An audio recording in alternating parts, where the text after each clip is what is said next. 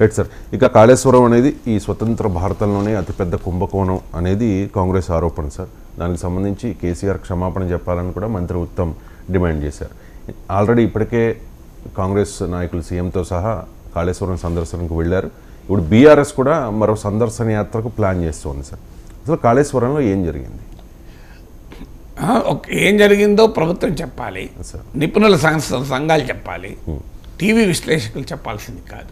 ఎందుకంటే I'm not civil engineering expert. మీకున్న so అది ప్రతిదానికి రాజకీయ విశ్లేషకులు ఆన్సర్లు చెప్పరు. సో అందువల్ల మనం అడగగలిగింది ఏంటి, స్వతంత్ర భారతంలోనే అతిపెద్ద కుంభకోణం అని మంత్రి ఉత్తమ్ కుమార్ రెడ్డి అన్నాడు. శిక్ష ఏమంటాడు, క్షమాపణ చెప్పాలంటాడు. ఇది అన్యాయం కదా. అతిపెద్ద కుంభకోణం ఏర్పడి లోపల వేయాలి. ఆ కుంభకోణానికి కారణమైన వాళ్ళ నుంచి కక్కించాలి, వాళ్ళ ఆస్తులు జప్తు చేయాలి. అంటే మేడిగడ్డపై ఒక క్షమాపణ చెప్తే అయిపోతుందా? అంటే మీరు కోరుకుంటున్నది రాజకీయమే తప్ప అవినీతిని కోల్పోవడం కాదు కదా.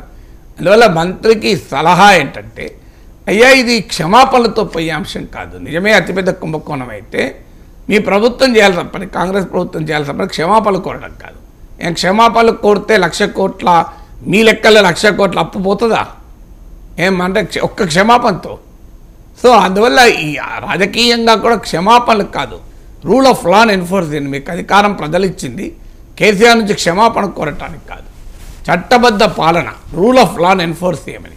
అవినీతి ఎవరు చేసినా, మీరు ఒక 100 రూపాయలు దొంగతనం చేసిన వాడు క్షమాపణ చెప్తే వదిలేస్తారా?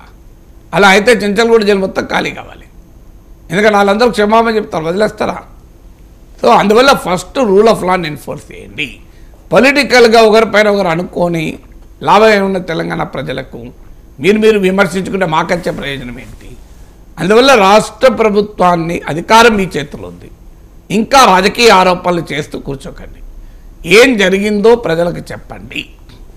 ఇది మీరు అన్నట్లే అతిపెద్ద కుంభకోణం అయితే దీనికి పరిష్కారం ఏంటి? ఆ కుంభకోణానికి బాధ్యులైన వారిని చట్టబద్ధంగా శిక్షించి వాళ్ళ ఆస్తులను జప్తు చేసి, వాళ్ళ రాజకీయ నాయకులైనా అధికారులైనా వాళ్ళను ప్రజల ముందు, చట్టం ముందు దోషులుగా, ప్రజల ముందు దోషులుగా నిలబెట్టే ప్రయత్నం రాజకీయ అవసరాలకు, చట్టం ముందు దోషులుగా నిలబెట్టాల్సిన అవసరం ప్రజలకు.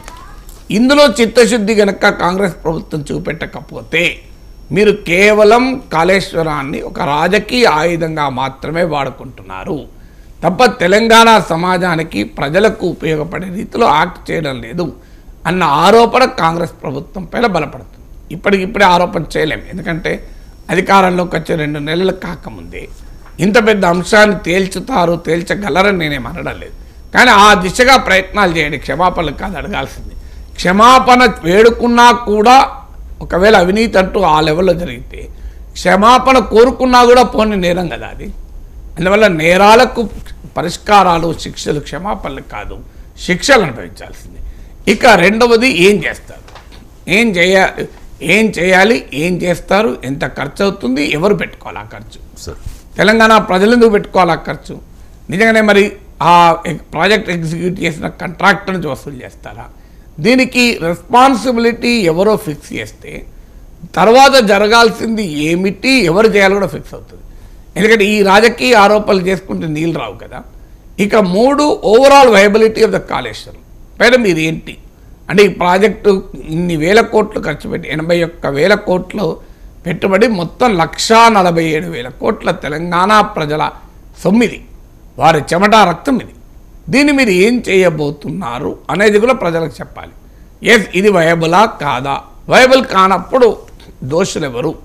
వయబుల్ కాని ప్రాజెక్టు కట్టిన వారికి మీరు ఏం శిక్ష విధించబోతున్నారు? దీనికి క్లారిటీ ఉండాలి కదా. ఎందుకంటే దాని నుంచి వాటర్ మరి వస్తుందా, రాదా, వాడతారా లేదా, లేనప్పుడు ప్రత్యామ్నాయం ఏంటి? ఎవరు అధికారంలో వచ్చినప్పుడల్లా వాళ్ళు ఇరిగేషన్ ప్రాజెక్టులు కట్టకుండా ఓడేనా? ఫైనల్గా ప్రజలు నీళ్ళు రావా? సో నిధులు పార్టీలకు వస్తాయి తప్ప ప్రజలకు నీళ్ళు రావా అనే క్వశ్చన్ వస్తుంది కదా. అందువల్ల కాళేశ్వరం పైన 2 ప్రశ్నలు. ఒకటి, ఏం జరిగింది, అందుకు ఎవరు బాధ్యులు, వారిని ఎప్పుడు ఎలా శిక్షిస్తారు? 2, ప్రాజెక్టును ఇప్పుడు ఏం చేస్తారు, భవిష్యత్తులో ఏం చేస్తారు, అసలు ఎంత ఖర్చు అవుతుంది చేయడానికి, ఎవరితో చేయిస్తారు? ఈ ప్రశ్నలకు ఆన్సర్లకు కావాలి. అందువల్ల క్షమాపణ నేనైతే కోరుకోను.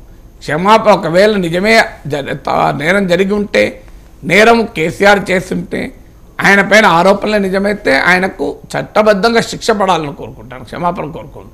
ఒకవేళ ఆయన చేయకపోతే అప్పుడు ఆ బాధ్యత బీఆర్ఎస్ పైన ఉంటుంది. ఏం జరిగింది అదే సమయంలో ఈ project what is the short term future, long term future అనే దానిపైన క్లారిటీ అయితే కాంగ్రెస్ ప్రభుత్వం ఇవ్వాలి. Right sir. ఇక హిమాచల్